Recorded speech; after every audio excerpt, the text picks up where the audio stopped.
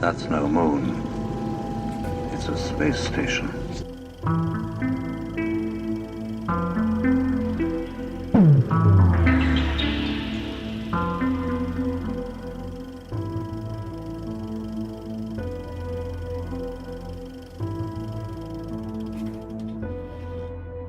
Hey guys, welcome back to the show. Just a quick reminder that the early bird sale for our conference ends tomorrow night at midnight at the end of the day on Black Friday.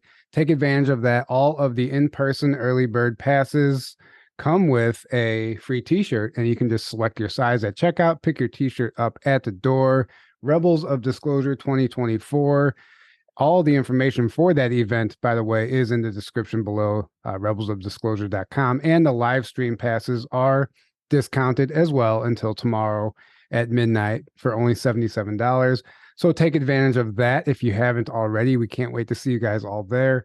And Hopewell Farm CBD, if you guys are looking to try a new CBD, as always, I highly recommend their product. It's incredible, and they have a sale going on through December 3rd, a Black Friday sale as well, for 15% off all their products with promo code JTT. Thanks.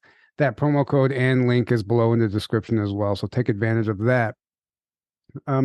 Tonight, we are excited to have Margie Kay back with us. We interviewed her a couple months ago, I guess. It wasn't even a full year ago. And we covered some of her story that she's told before. But I was just at a conference with her in Springfield, Missouri, ex-con.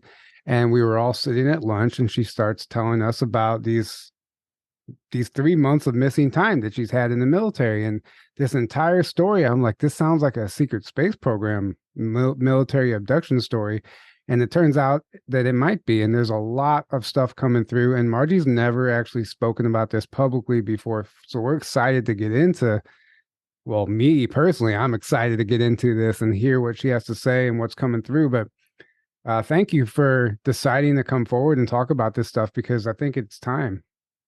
Yeah, I think it's time too. I think there's enough hidden agenda going on behind the scenes, and it's time to get everything out to the open.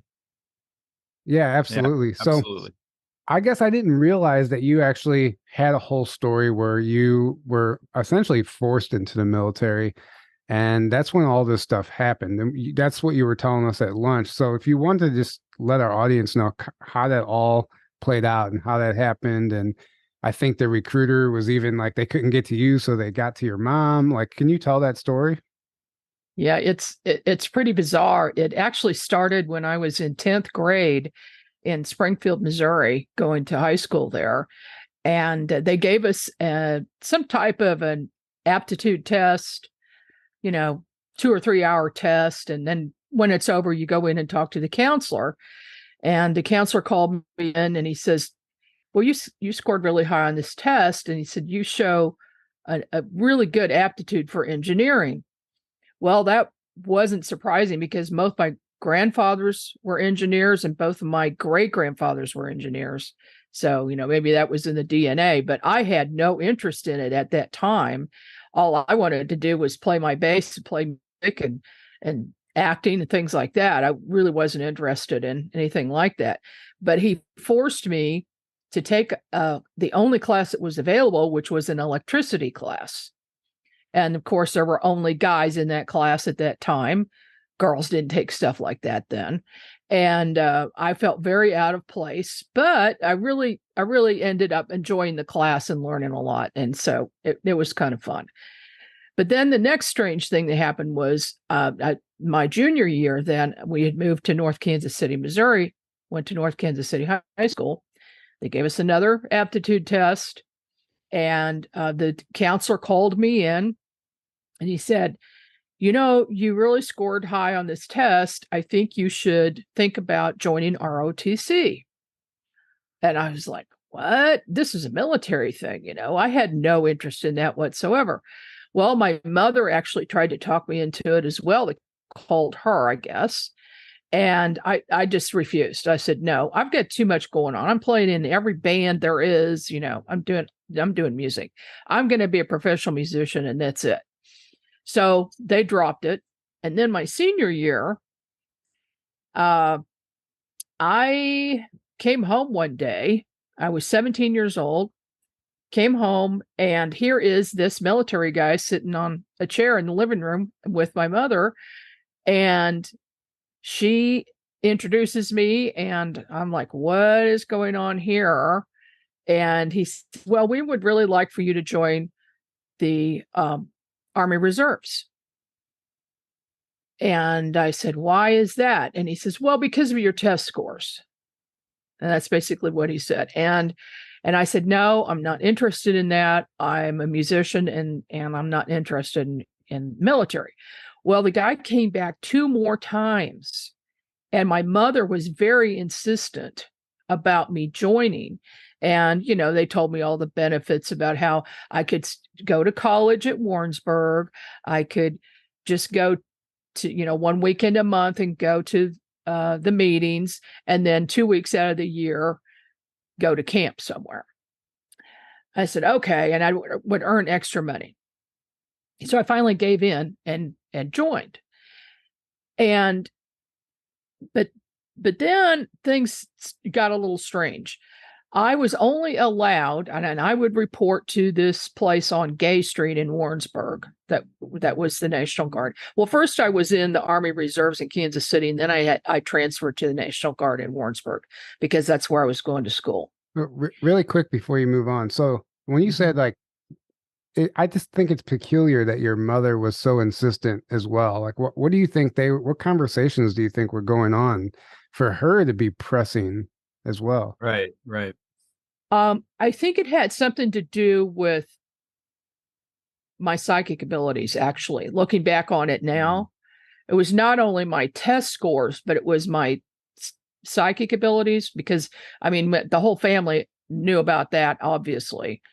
And but there were some strange things about both my mother and my father that now I wish they were still around so we could ask some questions about it. But it was very odd. When I was 17, my mother divorced my father, and that's why we moved to Kansas City.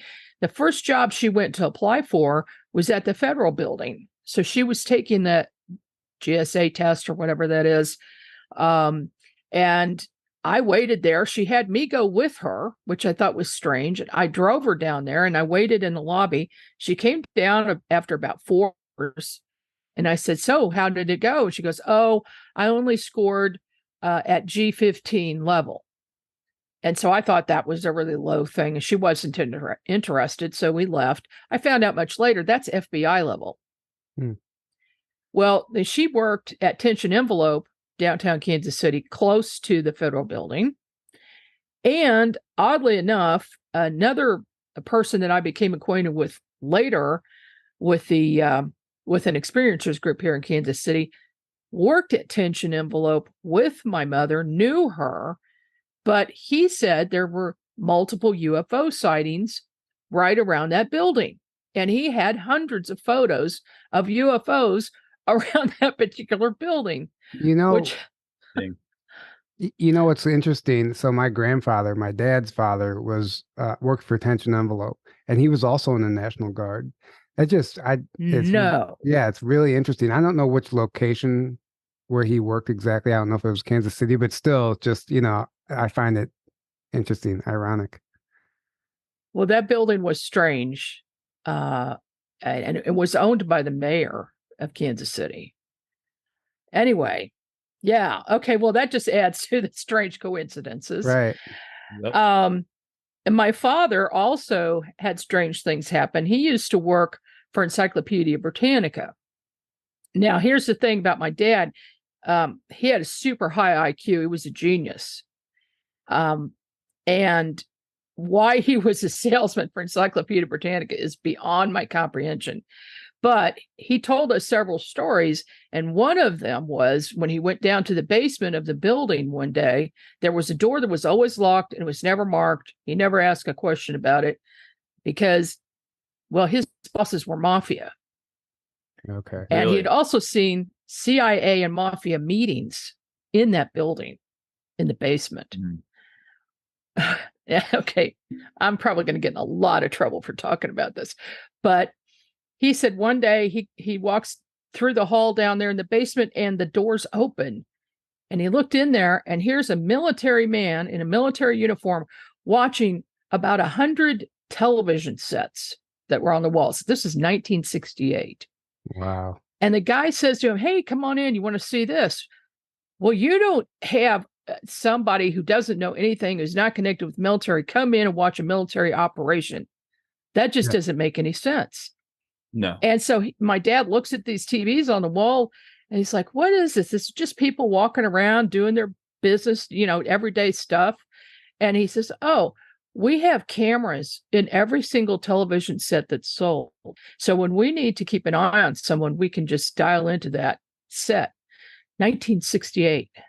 Now, we know that's happening now, right, with our smart TVs, but back then, that's in the wild. Anyway. 60s that was happening. and they gave him this secret information that shouldn't be disseminated to the public back then. Anyway, so I have reason to believe that my dad and my mother were both involved somehow with government. Yeah. And then they both could keep a secret. So they were very secretive about it. But anyway, there had to be a reason why they wanted me. And I think it was because of my psychic abilities. So the thing is that I was going to every month go to this building, the National Guard building. But I don't remember anything other than going down the hall, going into the office, and they kept me out of the main area. They did not let me do maneuvers or anything with the guys. The guys were 300 men and me, one woman. They kept me in the office, I think, to stay away from the guys. But I don't remember anything about anything I did there. I don't remember my work. I don't remember what I did. I was just know that I was there for 2 days out of the month, and then I would go home. But then I would also have really weird things happen, like very lucid dreams, sleepwalking quite a bit, talking in my sleep. My husband would find me outside sometimes and then have to bring me back inside and wake me up. And I would always wake up dead tired in the morning, just exhausted, like I had been working all night.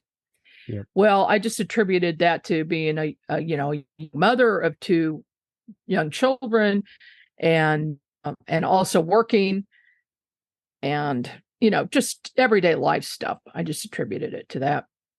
And then quite some time later, I started having instant recall of being in classes I didn't remember taking, of having flying lessons and learning about how planes work and mechanics, just all kinds of things on every subject that you can imagine. And I actually remember leaving the planet to go to another planet for instruction, to go in a classroom starting at age 9. So I had started having instant recall of things like that, and connections with military that I couldn't explain. But about 6 years ago, this man came to me, actually through another person, and she recommended that he talk to me. He had come to realize that he had been involved in the secret space program. And he had obtained his military file, which was like 1.5 inches or 2 inches thick, brought it to me to look at. And he just started showing me pages and pages of these certifications that he had no recall of taking any classes in those things. And here he had all of this, Morse code, whatever, all these certifications. And the only way he was able to obtain those files was with the help of Ike Skelton, our representative here in Missouri. Okay. And it took quite some time to get this. Well, he asked me to remote view because he had, he didn't have the whole story, and he wanted me to remote view it to see what I saw. So the very first time I remote viewed this, I saw he and I sitting in a classroom at Whiteman Air Force Base at night. It was dark outside. There were windows, and I could see it was dark. And there was a really tall Russian man who came in to speak, to teach a class, and there were a male and female military people standing watching the classroom. And there were several of us there. There were at least 15, 20 people sitting in that classroom. And I said, oh my gosh. And I got out of that and I said, you're not going to believe this. And I told him what I saw. Well, we looked at our timing. Well, that time for him was 1978. This was 2 years after I was officially out of the military, discharged.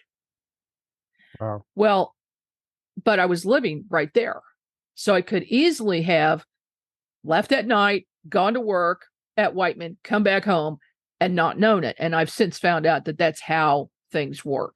Yep. That's one of the ways that they work, that they actually use people at night to work and they're not paying them extra.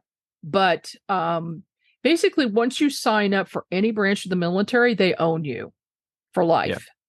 They can recall you to active duty anytime, like they did to Jesse Marcel.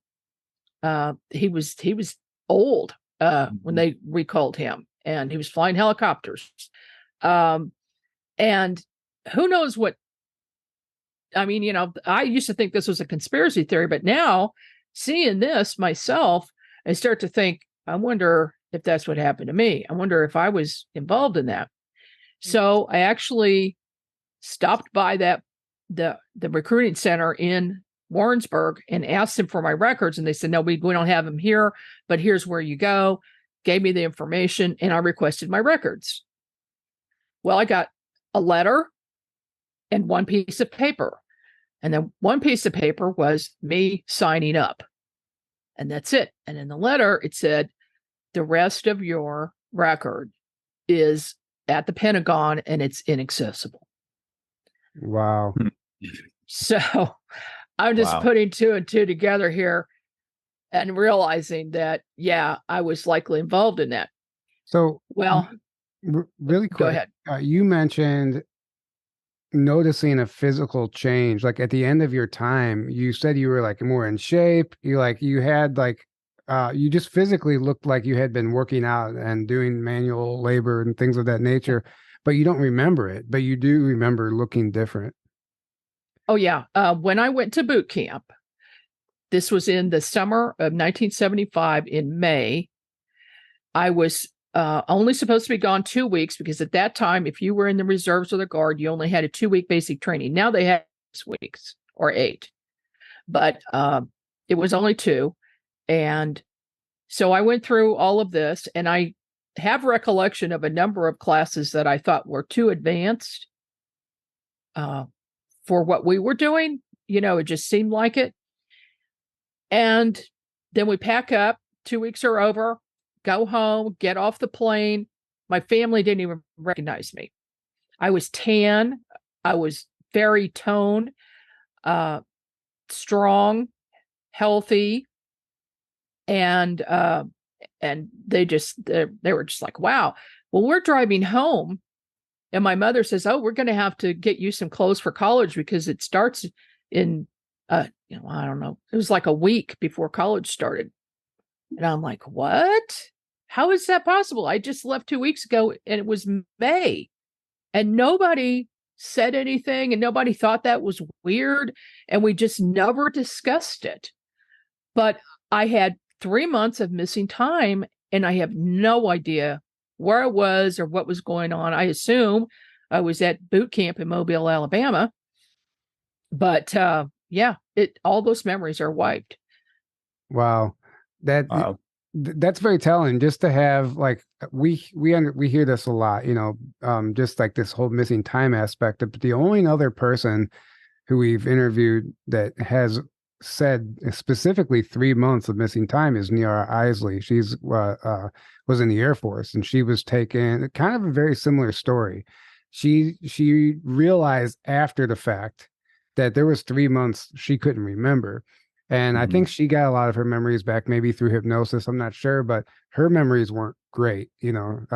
She was terrified because she said she has an extremely good memory. And she knew for a fact there's no way she would just not remember a whole 3-month chunk of time. She's like, there's just no way. And so when she was going through her memories, with somebody, and she got to that point, she got really scared all of a sudden, because she's like, oh my God, I can't remember this whole 3-month section here. And then when she was regressed and got her memories back, then it was all this secretive stuff, and she went to the moon and you know, all the rest of it. But it was her experience was horrific. It was one of the really dark things, unfortunately. And unfortunately, a lot of these are. So it's almost like not everyone's prepared to get those memories back, because they can be very traumatic, extremely traumatic. Right. So what has that been like? Well, where were you going next with the story, if you remember before? Well, I was going to mention the second remote viewing I did for this other gentleman. And, you know, after I figured out we were involved in this together, and this one was wild. I was once again at night at the Air Force Base, standing outside a very large building. And to my left was the commander, and to the left of him were a lot of brass that had been flown in to watch this event. And I had a clipboard. It was my job to tell the people coming out, the soldiers coming out, they were in uniform, and they each had a really huge duffel bag that they were carrying. And they would come out of the building, and I would tell them which craft to get into. Now, the craft were 2 landed vehicles with their back ends facing in, but they were at an angle. So it was like kind of like a triangle in front of us, and they were each at one of those triangles on this big tarmac. The back end was open, and it was a ramp to walk up into, and it was kind of squared off in the back. And I'd never seen vehicles like this before. And they would, the men walked in. I think it was all men. There might have been one woman that went. And so they loaded up these vehicles, closed up the back end, and they took off. And they both took off in the different directions, going out to the main tarmac. And I knew somehow that these vehicles were flying directly to the moon, and that from the moon, then they would get to Mars. But they were using a wormhole, and they would get there in a matter of minutes and do service time there. That, you know, there's a base on Mars, and they're doing work there. I don't know how I know that. I just knew it. Yep. And so I did not see myself going there. I just was helping other people, get to the right place. So then the other thing is that I'm having memories now and just recently of being in a remote viewing program and being trained to spy on people and to hurt people and probably take out bad guys, whoever those might be. And it explains some of my very strange abilities. Right. One of them being, I found out a few years ago, I killed a fish. He was an angelfish that I put in my fish tank. I had a saltwater tank, and I had some of those clownfish and things in it. And when I went to the fish place to get something else, because I had this huge tank, only a couple of fish in it. And he said, "Oh, that fish will get along with all the other ones." Well, that's a total lie, because angelfish, will attack things. Well, the angelfish attacked and killed my other fish and ate them. And I was mad. I was just really, really angry about that. And I just pointed at that fish and I said, "You're dead." And my husband was there too. When we got home, that fish was floating on the top of the tank. And my husband looks at me and says, "Uh-oh, you're going to have to be careful about what you're thinking, what you're doing." And we kind of joked, laughed it off. And then not long after that, my daughter, who's my bookkeeper, and my secretary played a really bad April Fool's joke on me. And I was mad at both of them. And I have this little thing I do with my fingers, and I just go, zzz, like they're being electrocuted or something. Right. Just funny. I did that to both of them. They both instantly got sick.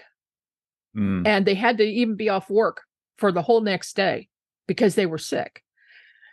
And so then I'm realizing, oh, maybe this is real. Maybe I really need to be careful about what I'm thinking and doing and where I'm pointing. And so, and then of course, you know about my remote viewing ability and my psychic abilities, which, you know, I've had some assistance with that. I know Valiant Thor's been involved, but now I know that I have received training, military training to do that.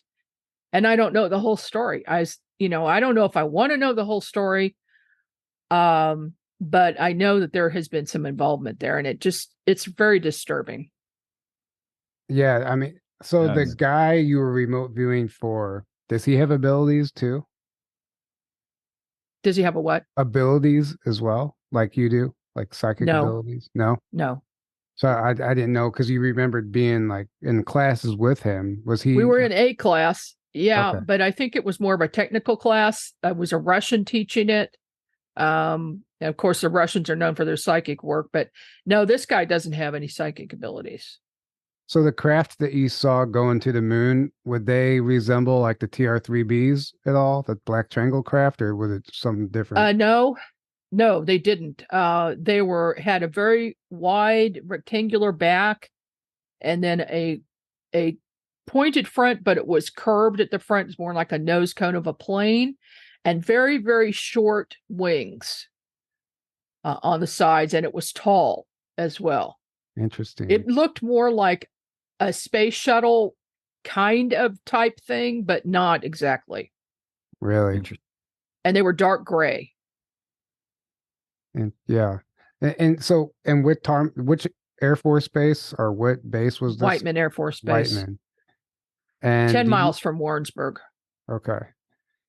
Do you recall seeing any ETs and any of the remote viewing and memories working with the military on Earth, or not?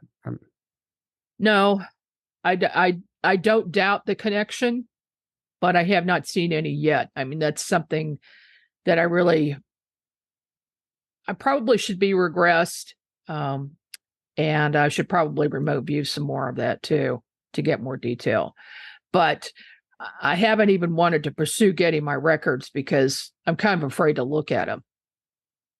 Well, yeah, because if you have documentation from the government that's inaccessible at the Pentagon that says it has a whole history about your time in the military, all of your records that you don't remember, I mean, that's not easy to look at and recognize and realize that, wow, like, why don't I remember this?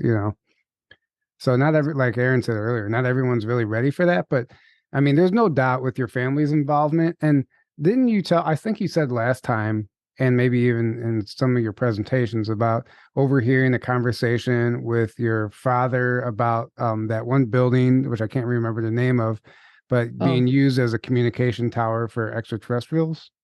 Yeah. That is the RLDS temple, which is now called the Community of Christ Temple in Independence, Missouri.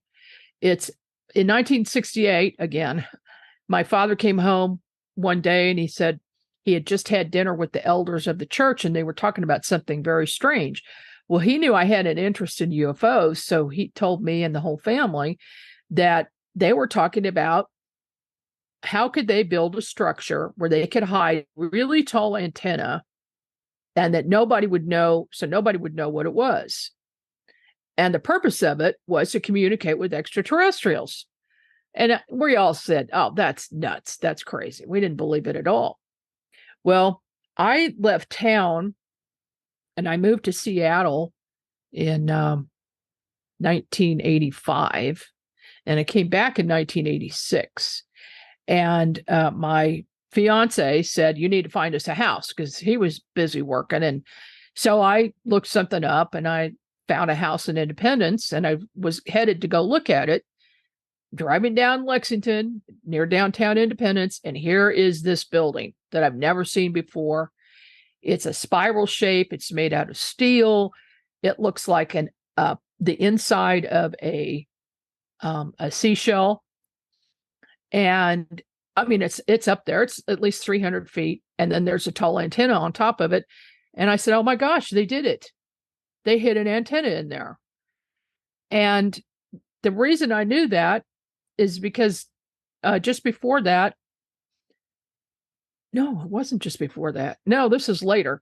I worked at a radio station in Liberty, and I got to know the owner.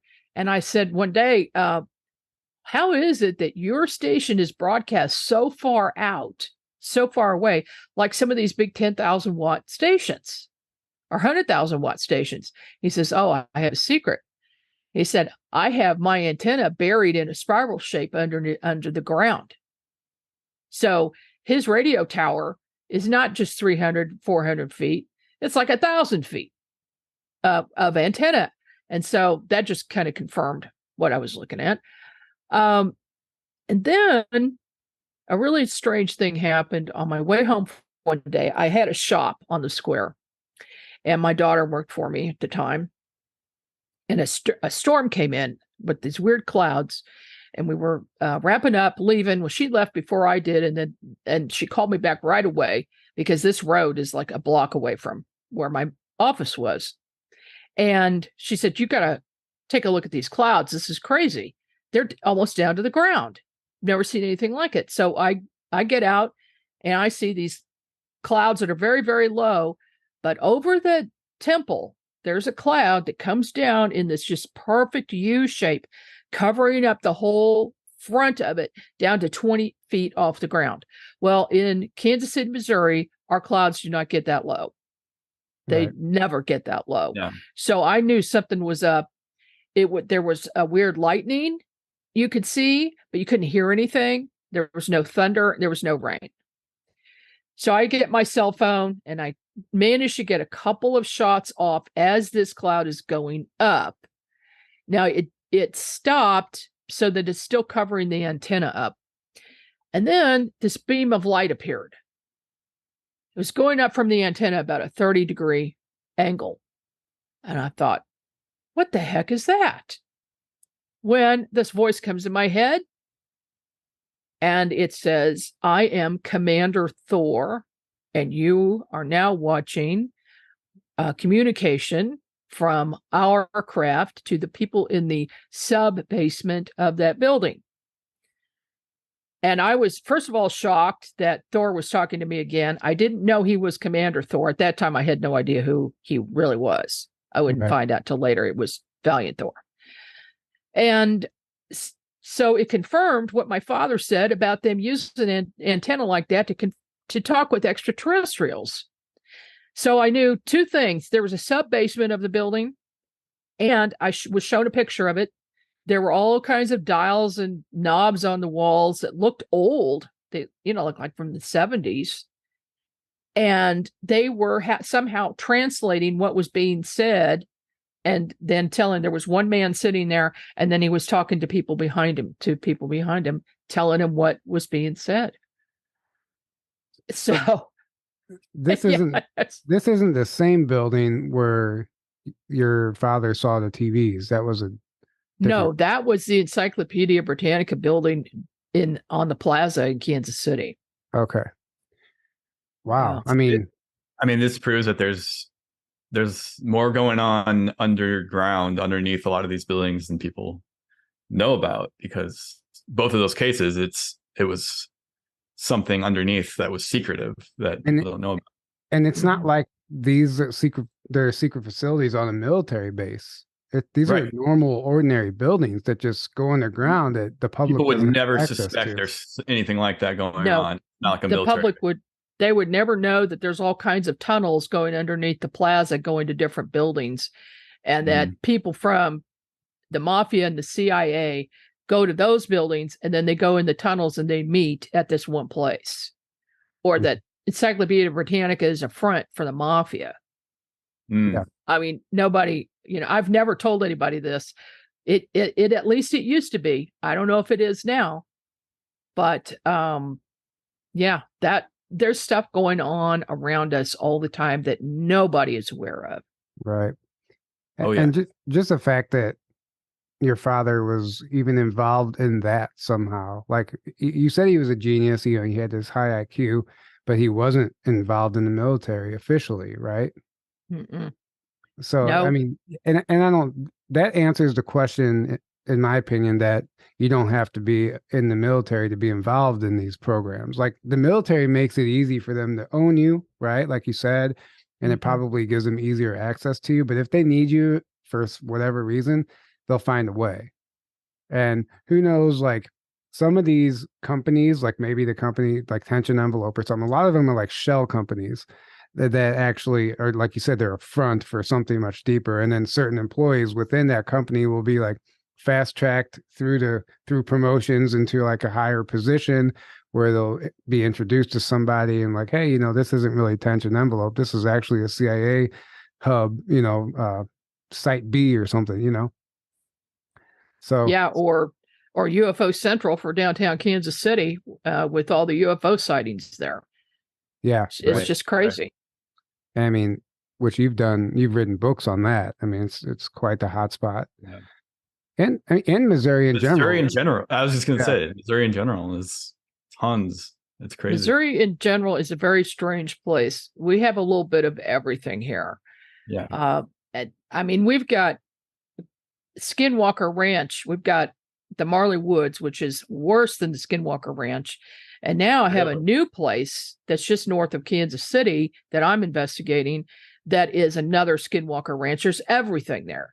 There's UFOs, Bigfoot, orbs, giants, and gigantic birds that are transparent, but you can still see them, that come out of a portal and then fly around and go back into the portal. And the strangest part of it is a spinning vortex that starts on the ground, and there's a bunch of lights that go around in a circle. And I've seen the video on this. And then you see this vortex that looks like a tornado. It's gigantic, absolutely massive, on film. I don't think there's anything like it in existence that anybody has made public. And hopefully I will be able to go public with this pretty soon. But it's crazy. And it's in a very remote area, and there's nothing going on there. There's no fault lines there. There is a river. So, I've noticed a correlation with water with a lot of these things. Mhm. And that could be it. But, there just isn't anything geological that would contribute to it, like crystals or something like that. It's just limestone. Yeah, it's odd. Missouri's a weird place. So Yeah. have you considered connecting with Thor and asking about your time in the programs or your missing time? Do you think he would be able to help you with that? Well, he might. I can ask him. Yeah, I haven't done it yet, kind of because I don't want to know Right. 100%. But yeah, I think I probably will. That's a good idea. So your mother and father, you think were involved on some level? Do you have any siblings, and do you think they might be involved? Well, funny you should ask. I have two siblings. I don't believe that my sister is involved in anything. But my brother, who's 5 years younger than me, has had some very, very strange things happen. And he was in the Navy. Oh, And then he got discharged because he was injured. Some very, very heavy pipes fell on his back. And it was odd. Anyway, he just recently had some very strange things happen where he had a lucid dream about fighting in Israel. Hmm. And then he woke up with injuries, with knife wounds. wow. And his wife is a nurse and took care of it. But there was no way that in his sleep, in his bed, that he could have received those physical injuries. Mm-hmm. So he's thinking, he said that it was 100% real. He was there. And so I remote viewed it for him. And what I saw was a portal opening in his closet, a man in military uniform come in and get him, take him through the portal, and then bring him back later. Jeez. I mean, we hear about people being used for single one night missions, right?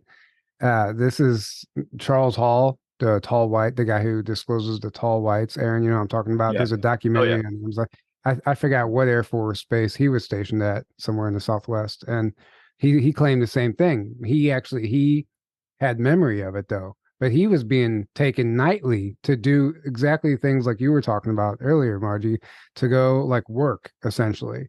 And then he'd be put back, and then you're exhausted in the morning and all that. So I just wonder how many people this is happening to, and what does that mean if somebody is being taken out of their bed through a portal to go fight a war right now? I know David Icke talks about this super soldier technology that we have that can a super soldier can basically just manifest behind enemy lines. They don't even have to get through. They can just infiltrate a facility by dematerializing and materializing in whatever location. Yeah, he just had too much detail about that situation for it to be anything other than real. I mean, he described the uniforms, the people, he was fighting with an Israeli and another American. The three of them were together. They got blown back by a blast nearby. And in fact, he just went to the hospital with an injury to his shoulder that is unexplained, that happened within a few hours after his return. He noticed this. And they still don't have it fixed. They haven't even identified what the problem is, and he can't move his arm. This is currently? Yes, right. That's going on right now. Wow. So your brother, we were talking about this before we went on air here. We just at the conference, he experienced a very strange paranormal event where he also received an injury. And would you like to tell that story again, just for the audience? Well, sure. We had ex-con at the Oasis Hotel in Springfield, Missouri. And going into it, I had no idea it was haunted. But people started from the first day of the conference saying they were seeing shadow people and things on the ceiling, things like that. Well, by the third day, we were actually just packing up, getting ready to leave. And my brother and your dad were folding up boxes to go into the recycling there. And my brother just all of a sudden dropped what he had in his hand, and he grabbed his face, and he said he saw a spear coming at him that looked like a very old-fashioned type of spear. And he just turned his head to avoid it because it looked like it was going to hit his eye. And it hit right underneath his eye and was very painful. He said it felt like a knife going into the bone. And there he had this big old welt, and your dad saw it as well. I took a picture of it, and strangely, and he's never told me of anything like that happening before. Right. But oddly, the next morning, my husband and brother and I were each driving separate vehicles. We needed to get theirs gassed up, so we stopped right across the street from the hotel, and they were getting gas, and I didn't need gas, so I pulled up a little bit away, and I see this guy jogging with a spear coming around the corner, headed right into the gas station. It was like a 7-foot long spear with this point. It had been carved. It was made out of wood. And we thought, what are the chances of something like that happening? You never see that. Never. You never see it. Yeah. Yeah. And then I found out that hotel is very haunted. And I asked some of the staff, and they go, oh yeah. And the hotel next to it that they also own is the campus hotel. And it's famously haunted. But those spirits come over to this other hotel. And I said, no, there's more than that going on there. There's a lot more going on. So, I just think it's interesting that he had the wealth, the physical wealth from like an etheric, like an invisible spear, right? Like, so it's almost makes you wonder what's going on there? Who was throwing the spear? I mean, I don't know. Energy manifests physically. So that's why when there's something wrong in your energetic body, it always manifests as a physical disease or ailment. Yeah. So it's the same concept. Yeah. Mystery solved. Yeah. Thank you, Aaron. I mean, generally, that's how I understand it, is that whatever that was, it affected some kind of either his energy body or his astral body or one of those, and then it manifested as a welt and the exact spot that it hit him. I mean, that's not a coincidence. Mm-hmm. But you know all about that, Archie, I know. So if you want to elaborate. Well, No, you're right on, Aaron. Okay, thank you. Good to know. And there was also the Mothman activity at the event, which during Margie's presentation, her slideshow just quit responding. It quit working. And I don't remember what the issue was, but it was like unresolvable. I was up there on stage trying to figure it out. And then this other girl, I'll let you tell the story, Margie.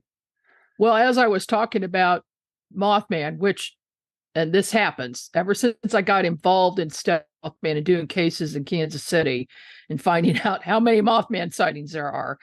I now have sort of an attachment to it, and I know when it's around.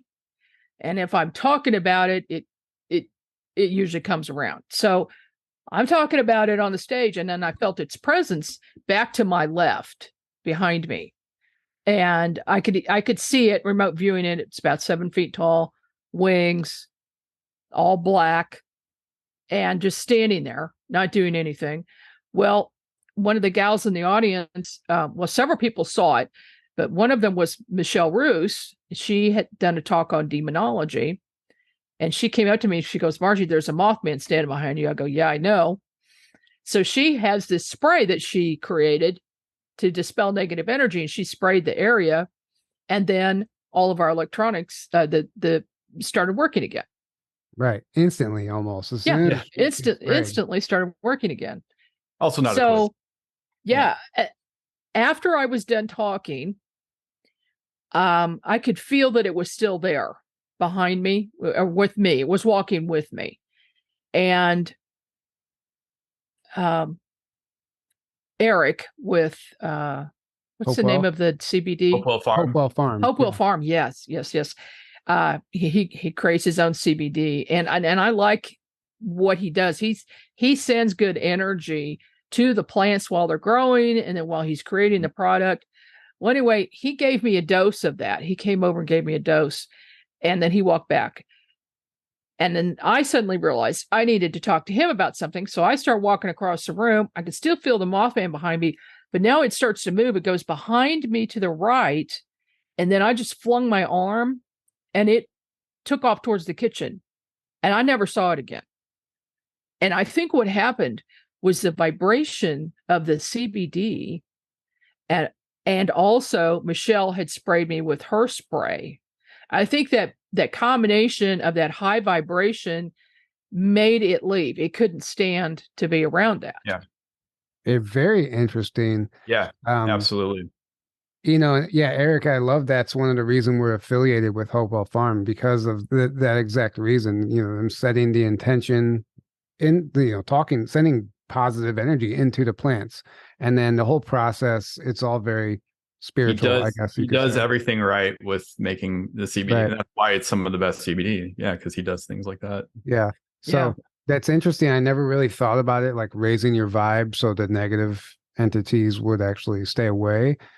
Because a lot of times CBD or marijuana or any of these, anything like that can be labeled as something that would bring in negative energy, but we don't really think about it having the opposite effect if it's grown ethically, right?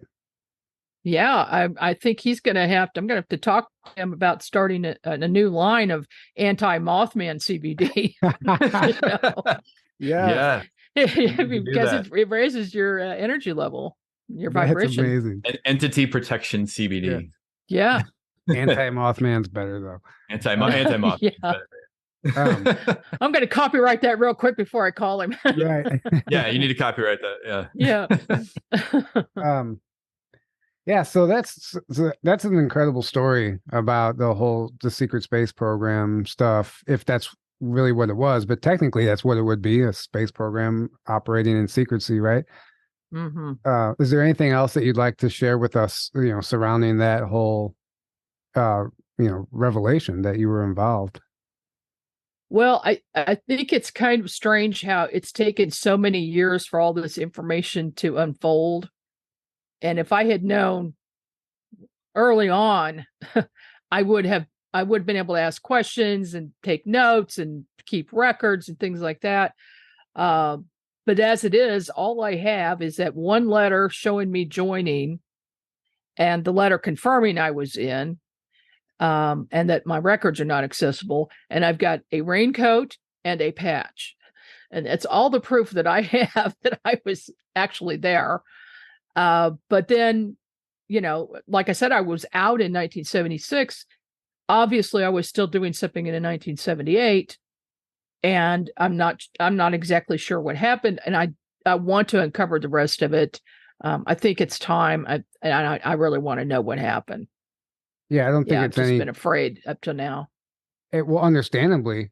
Well, and it's interesting, you didn't even decide to tell that story until at lunch, until you heard someone else telling the story. And that's what happens. You're not really comfortable until you start hearing other people talking about it. You're like, oh, wait, like they're saying it out loud and other people are receiving it well. So they won't think I'm crazy. And you felt comfortable to share that story. And I just you remember you at least know there's an audience that will hear it and will believe you. Right. Because a lot of times people kind of will just think no one's going to believe this. So I might as well just not. Why would I share it? Everyone's just going to think I'm crazy or it's going to negatively impact my life. Right. Well, if they know there's an audience that they can share it with and we'll be like, oh, wow, that's, believe it. Right. So yeah, the more of us that can share these things, the better, the more we'll enable everyone else to share. And then it just snowballs, so that's why this is so important. I just remember sitting there at that lunch table, I was caught off guard when you started telling that story, because that's right up my alley. Like I'm always researching the secret space program. It's one of my favorite topics. And I just wish that there was like a record button that I could have hit at that lunch table. I wanted to interview you on the spot, because I was hearing all this stuff and I just wasn't expecting it. And, just the fact that they were so pushy about trying to get you into the military, where the recruiter showed up to your house 3 different times, actually got your mom to try to convince you. I mean, I wonder, like, if you hadn't signed up, if they would have just used you anyway, who knows what that would have looked like. I don't know, but I do know that my mom was very secretive about a lot of things, including the fact that she was also psychic. And I didn't find that out until I was like 15 or 16 years old. We lived in a house that was very haunted in Springfield, and there were all kinds of happen and scary things happen. And she never said anything about seeing that stuff. She would listen to me, but that was it. And then when we moved to Kansas City, we're sitting at the dinner table one night, and I said, do you remember those faces in the walls? I said, I remember seeing those faces. I wish other people had seen them. And she says, oh yeah, I saw them. I said, what? She goes, yeah, I saw them too, but I just didn't want you to be scared. I didn't want to validate what you were seeing to make you think about it and worry you. So I'm like, okay, she was psychic. She absolutely was. And then she would exhibit that, but she wouldn't talk about it. She wouldn't say the word, I'm psychic. Right. She would just say, oh, I just know this. I know this is going to happen or whatever. So obviously, I think I got some, DNA from both sides of the family, am having these abilities, and then a boost from Thor. But that boost didn't come until 1986 from Thor. Yeah. So, I already had certain abilities. She was always very secretive, though. She could easily have been in the FBI at the same time, saying she's going to work attention envelope, having me come down 2 or 3 times a year to have lunch with her there. But she's not really working there. She's at the other place. I don't know. Right. It's just weird. Yeah. Yeah, definitely. There's no coincidence that, it all runs in the family. And I don't think it's any coincidence that Valiant Thor, started assisting you. If you're involved in any sort of program like that and you have abilities, you're catching the attention of, a number of ETs probably and other military groups. So it doesn't surprise me that, they had their eye on you and decided to, help you along the way. Right. Well, yeah, except that for positive, for good. Yeah. And, I have memories of being trained and being able to find people and find missing people and find hostages even. But also to harm people. And I don't want to do that. I don't care what the consequences are. I don't want to do that. I am here for a positive mission and to help raise consciousness of the planet. And that's the path that I decided to take. And I think that's why Thor stepped in and decided to help me with that and encourage me. And then now I help him. So, I mean, that's my job now, is doing whatever I can to help raise consciousness of the planet. Yeah. And that's beautiful. That's beautiful that you are able to make that conscious decision, because, you know, it's just like any ability, like it's all up to the practitioner, right? It can be used for good or bad. And that's where black magic comes from. Like, it's really just all how you utilize that tool and that ability. So I really appreciate the fact that you've decided to help us all with this amazing gift, and you're doing the right thing. And, you know, congratulations on the Onyx network that I know, you know, Thor inspired you to create. So just keep up the good work. Well, I will, as long as I'm here on the planet. Right. Yeah. Well, thank you so much for joining us, Margie. And thanks for sharing this story bravely for the first time publicly. We really appreciate that. And can you once again, please let our audience know how they can find you and where they can follow you? Well, my website is probably the easiest, margiekay.com, MARGIEKAY.com. And my podcast is on the NX Network at nxnetwork.com. And, I also publish books. So I'm looking for people, looking for authors on paranormal, metaphysical, and consciousness subjects. That's what we focus on. And it's called NX Media Publishing. That's great. So, and all the links will be below, as always. But thank you again for joining us. And thank you all for being here. We love you all. And until next time, have a great evening. Good night. thank you.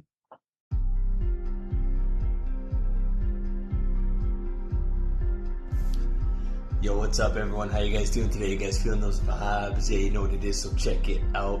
So May 13th to 16th, Grafton, Illinois, Rebels of Disclosure Conference. Yeah, I'm pumped. It's going to be my first time in the States, first time going to a conference, first time seeing any of these speakers live, and the first time I'm going to get to meet hundreds of people that I've been chatting with and interacting with on Facebook and Instagram, and I'm so pumped. I did just check. They have the website up and running. It's looking really fresh.